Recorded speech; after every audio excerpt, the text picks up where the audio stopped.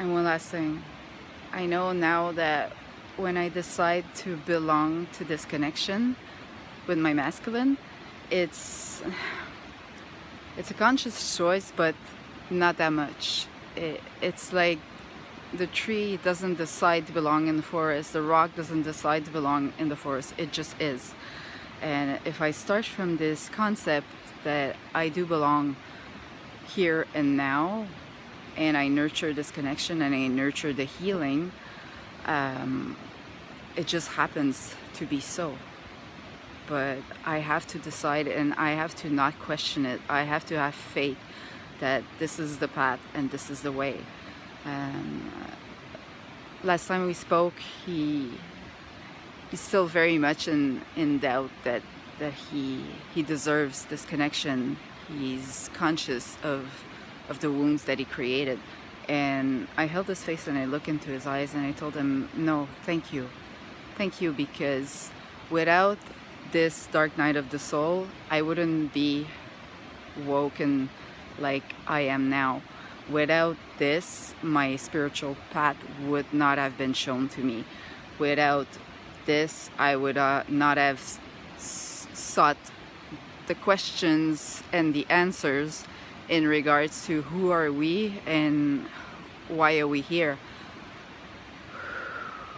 I have a clearer view now that as soon as you spend a little bit of time focusing on vision, the path to get there is mission, but the driving force is passion.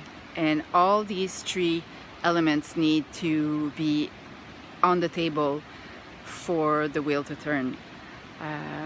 If the passion isn't there, it's not the right mission, and it's gone and bring you to a false vision.